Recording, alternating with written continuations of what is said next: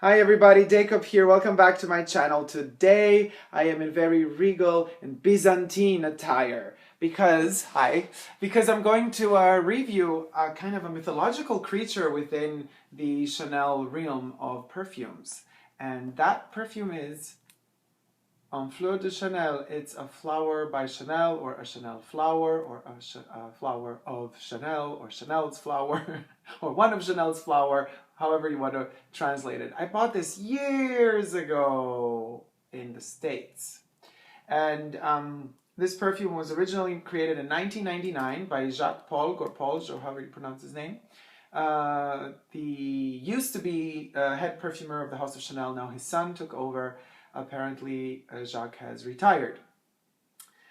This baby was purchased in New York in the Soho boutique way back in 2000 something. I don't remember exactly when. Interesting, it is made in USA. So this perfume is a bit of a mythological creature because it keeps popping up and disappearing again, and it's only on sale in the Chanel boutiques. As of now, it's discontinued officially, but you never know. It can always pop up from time to time. I haven't used it much as I kind of wanted to, protect it, and the gold doesn't really oxidate on the bottle, but kind of does tend to get a bit of patina on it. Now let me try to rub that off. Kind of okay. Anyway, so this is the Fleur de Chanel. The bottle, it's a 35 milliliter bottle. That is the only size that was produced back then. And as you can see on the bottle itself, this little three-dimensional thing here is a camellia flower. Now the camellia flower has no scent. It is famous for not having a scent. But the idea was to create a perfume that would, if had a camellia a scent, this is how the camellia would smell like. So let's see how the camellias would smell like. All right. Also interesting to notice is that the spray is a different color. Spray is like silvery and the rest is gold. And of course there's no way that's going to focus on it because it never really wants to. Anyway, hard to depict gold with cameras like this. It is an eau de toilette, and that's the sticker. A lot of text in the title and the name, so it looks a bit weird, looks a bit off because the name of the perfume is very long.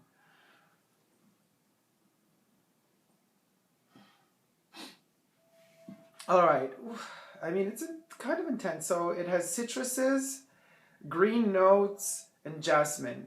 That's kind of all I get within online reviews. Kind of itches me a little bit. Let's see if I could find more information on it. But it's interesting how this perfume, I mean, it is very green and it's very ceramic-y powdery, if that's an option, like a ceramic powdery scent. Nothing. There's not very much on this perfume online.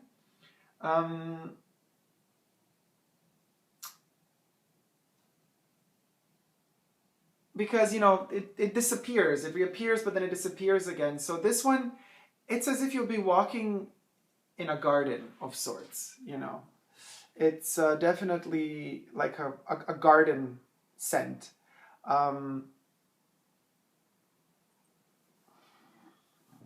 It's strange because it really makes me itchy and causes me like hay fever allergy. So there's definitely something in here that is very natural and irritating me.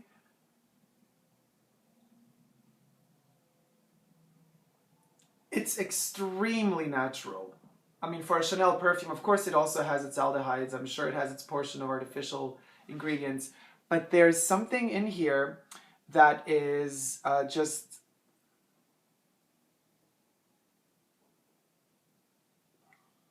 Okay, this is what it is. To me, you're on the seaside. I mean, you've been swimming in the sea, not the ocean, just the sea. salty, of course, all day long. And now we're close to sunset, and everything gets really warm. The light, they have the reflection of the sun on the waves of the water. You know, it just glistens. It's like glitter that just sparkles, and it becomes golden yellow. And this like intense gold yellow, which is just like this here, just like shines on top of the water as the sun is going down. So you get these hues, gorgeous hues of orange and yellow, and then it slowly goes into red. And you're still wet, and the salt is, you know, the water has dried off your skin, but you have the salt residue on your skin, and you feel it kind of tightening a bit. And your beach is not a sand beach, it's like a pebbly, stony beach. And right next to it is the restaurant with a garden, where you will have a gorgeous, you know, meal of fish. But to get to your table, you have to pass through this garden that has kind of collected the scent of the sea, you know, but at sunset. That's exactly how this smells. I mean, it's mind-blowing. It's mind-blowing how much this perfume influences my imagination.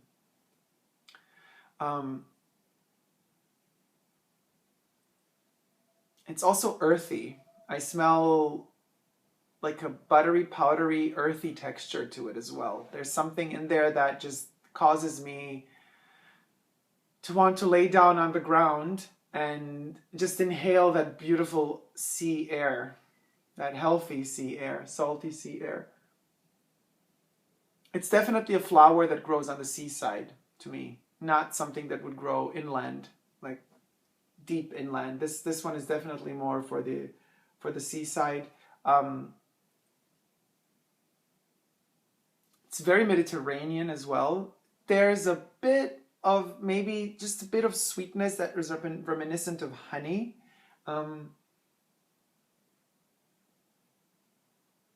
But it's not overpowering or bad in any way. But the perfume itself is intense. Now, I've had this for quite some time. I keep it sealed off from light, like no light touches it. And yet, it has become more intense.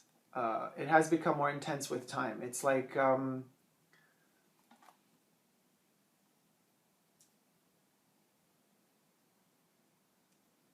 white Chanel ceramic, you know what they use for their watches, that type of milky, thick, rich white, and add like powdery scents to it. That's what this perfume is. It's crazy. It's amazing. And the actual package is not in glossy paper. It's like made in this rough paper. It's beautiful. Very simple. And of course there's just too much light coming in, so we don't really... Oh, come on. Can we see it or not? Let me see. Okay.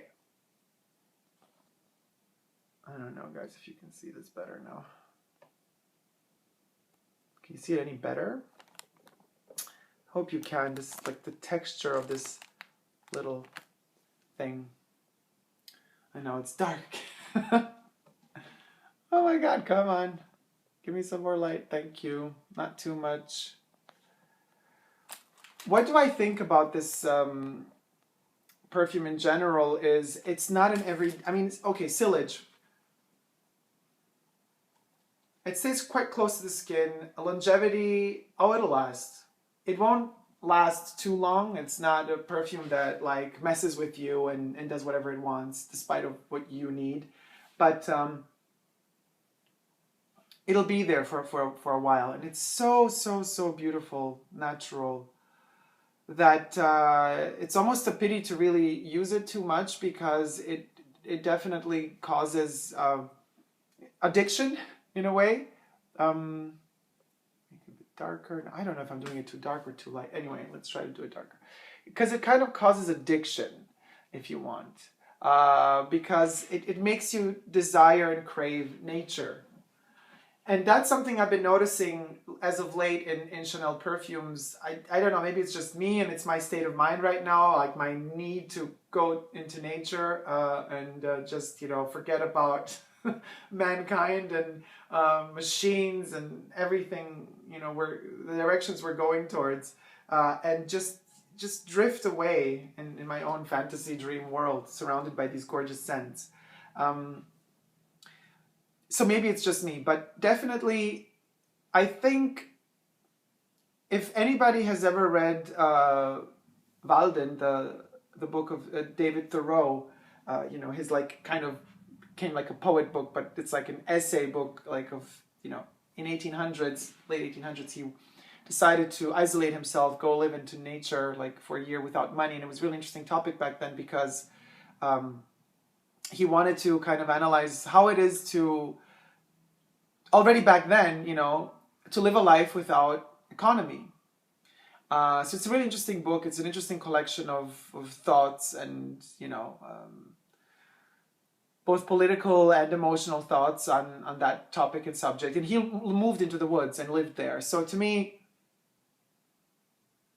had he done his experiment close to the seaside, that's the perfume. That's like the scent surrounding this hermit that decided to kind of just isolate himself from society and try to write a book for society to tell them how it is, to live in isolation or to live without money, basically.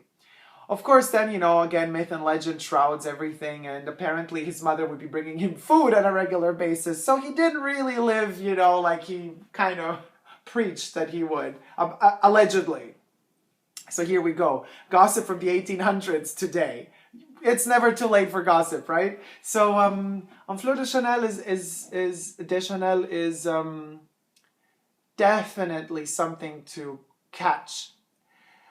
I've been told that it might be coming back, like from time to time it pops up, because mind you, this was from 1998, and then it was taken off the market, and then it reappeared again in the 2000s. I got mine in 2000, I don't know, 2 or 3.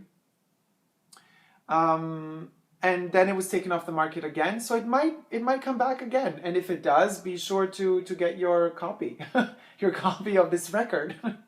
Play the music of the Flower of Chanel. So according to my interpretation, this perfume is in a garden. I mean, it's a camellia with a scent, and it's a camellia that grows on the seaside. I know that's like, I think, impossible, but it is in the realm of Chanel. It definitely deserves, it deserves its spot way up there within Chanel perfumes. And I love the fact that it's called, One Fleur de Chanel, because it's a rare flower, and this camellia flower is not something to be added within the exclusives line, because to me, it smells very different from the exclusives. The exclusives have some sort of leitmotif kind of twindling between them, even the Coromandel one and the Sycamore one, which are like the opposites. They're very intense, and the rest kind of is like underneath and above. But this one really deserves to be like on and off, like if you would be collecting toys, there's always like a chase variant, so a chase figure that you would find only in some stores and some not, and it would pop up out of the blue and then disappear again.